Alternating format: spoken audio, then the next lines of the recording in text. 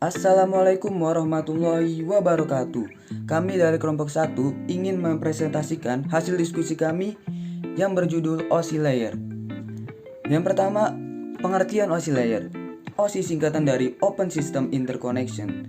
Tujuan diciptakannya OSI adalah menjembatani proses komunikasi data melalui kerangka logika yang terstruktur. Ketujuh layer pada model OSI. Yang pertama ada physical, yang kedua ada data link, yang ketiga network, yang keempat transport, yang kelima session, yang keenam presentation, dan yang ketujuh application. Physical layer. Physical layer merupakan layer pertama atau yang terendah dari model OSI. Layer ini bertanggung jawab untuk mentransmisikan bit data digital dari physical layer perangkat pengirim sumber menuju ke physical layer perangkat penerima tujuan melalui media komunikasi jaringan. Fungsi physical layer. Yang pertama adalah memindahkan bit antar device. Yang kedua, berkomunikasi langsung dengan jenis media transmisi. Yang ketiga, mempresentasikan bit. Yang kedua ada data link layer. Data link layer bertanggung jawab untuk memeriksa kesalahan yang mungkin terjadi pada saat proses transmisi data dan juga membungkus bit ke dalam bentuk data frame. Data link layer juga mengelola skema pengelamatan fisik seperti alamat MAC pada suatu jaringan. Data link layer merupakan salah satu layer OSI yang cukup kompleks.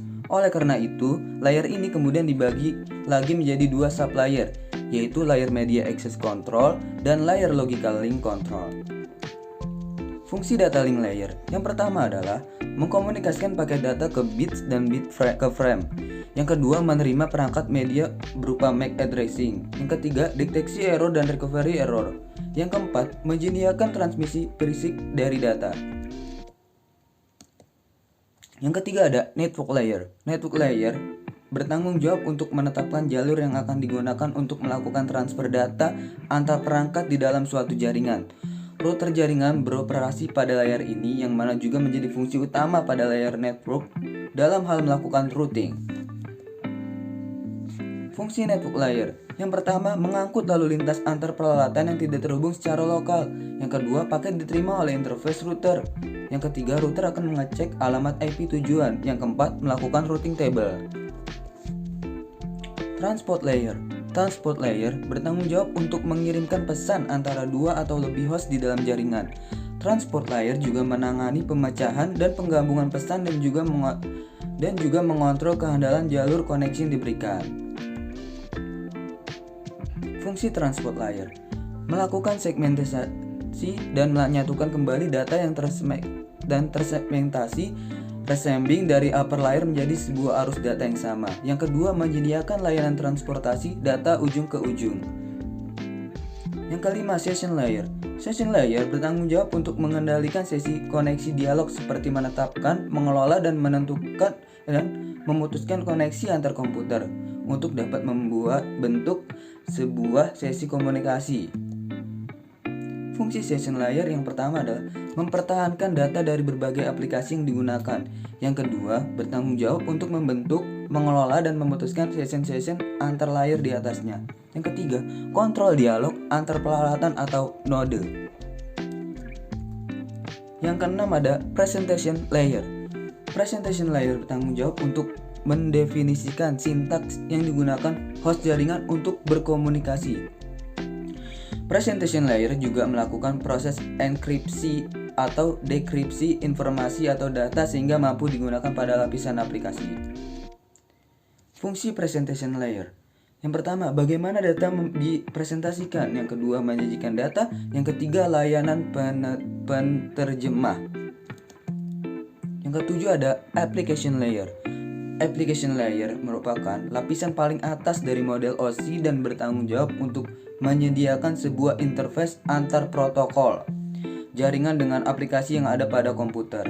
Application layer menyediakan layanan yang dibutuhkan oleh aplikasi seperti menyediakan sebuah interface untuk simple mail transfer.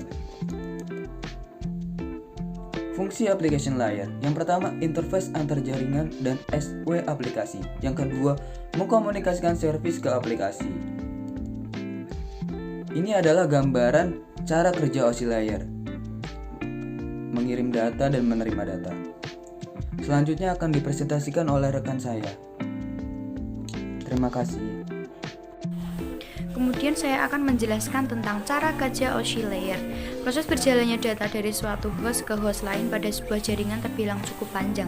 Semua data tersebut harus melalui setiap layer dari OSI untuk dapat sampai ke host tujuan. Contoh misalnya ketika Anda akan mengirimkan sebuah email ke komputer lain pada sebuah jaringan komputer.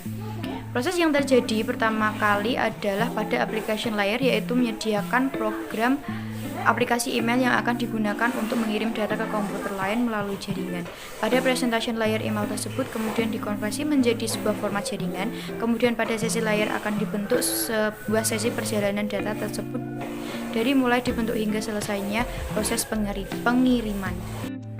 Pada transfer layer, data tersebut dipecah menjadi bagian-bagian kecil lalu kemudian akan dikumpulkan kembali pada transfer layer si penerima. Pada network layer akan dibuatkan sebuah alamat dan ditentukan jalan yang akan dilalui oleh data tersebut untuk dapat sampai ke tujuan. Pada data link layer, data tersebut dibentuk menjadi sebuah frame dan alamat fisik dari perangkat pengirim dan penerima akan ditetapkan. Kemudian pada layer terakhir, physical layer mengirimkan data tersebut melalui sebuah medium jaringan menuju ke lapisan transport si penerima. Lalu kemudian alur yang sama terjadi pada komputer tujuan, namun dimulai dari layer paling bawah, physical layer, hingga layer atas, yaitu application layer.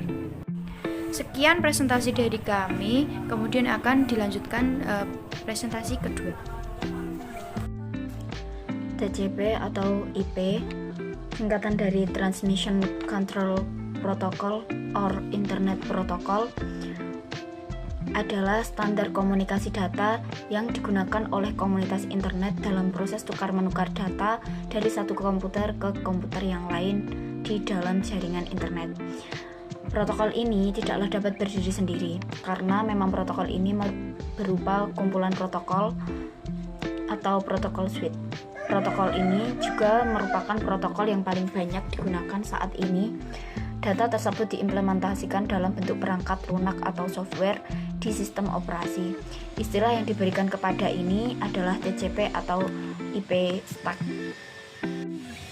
Keunggulan dari TCP atau IP Open Protocol Standard yaitu tersedia secara bebas dan dikembangkan independen terhadap komputer hardware ataupun sistem operasi apapun. Karena didukung secara meluas, TCP atau IP sangat ideal untuk menyatukan bermacam hardware atau software, walaupun tidak berkomunikasi lewat internet. Yang kedua, independen dari physical network hardware.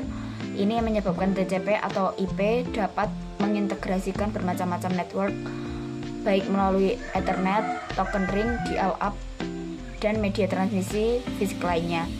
Yang ketiga, skema pengalamatan yang umum menyebabkan device yang menggunakan TCP atau IP dapat menghubungi alamat device-device lain di seluruh network, bahkan internet sekalipun. High level protocol standar yang dapat melayani user secara luas. Kemudian cara kerja TCP atau IP. Yang pertama, untuk memindahkan data antara dua komputer yang berbeda dalam suatu jaringan yang terdiri dari banyak komputer, dibutuhkan alamat tujuan dan perantara untuk memindahkan sinyal elektronik pembentuk data secara aman dan langsung.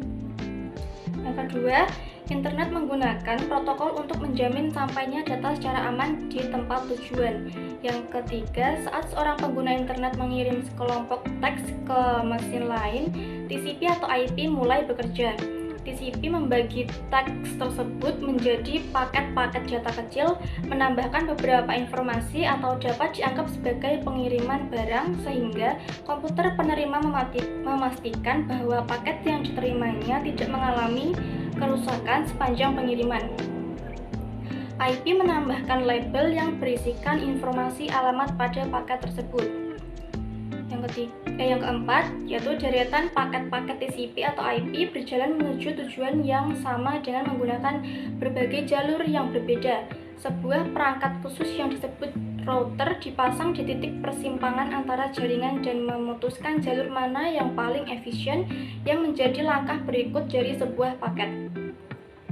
Router membantu mengatur arus lalu lintas di internet dengan membagi beban sehingga menghindari kelebihan beban pada suatu bagian dari sistem yang ada. Kemudian saat paket-paket TCP atau IP tiba di tempat tujuannya, komputer akan membuka label alamat IP lalu menggunakan daftar pengiriman yang ada pada paket TCP untuk memeriksa apakah ada kerusakan paket yang terjadi selama pengiriman dan menyusun kembali paket-paket tersebut menjadi susunan teks seperti aslinya.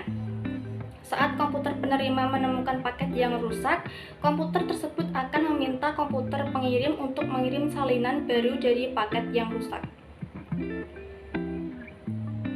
Kemudian sebuah perangkat khusus yang disebut gateway memungkinkan beragam tipe jaringan yang ada di horizon elektronik untuk berkomunikasi dengan internet menggunakan TCP atau IP. Gateway menerjemahkan protokol asli jaringan komputer tersebut menjadi TCP atau IP dan sebaliknya. Kemudian bagi seorang pemakai, internet hadir seperti jaringan global raksasa yang tidak terbatas, yang langsung merespon jika diminta. Komputer, gateway, router, dan protokol yang membuat ilusi ini bekerja. Kemudian ada macam-macam layer. Yang pertama physical layer, yang kedua network access layer, kemudian internet layer, transport layer, dan application layer.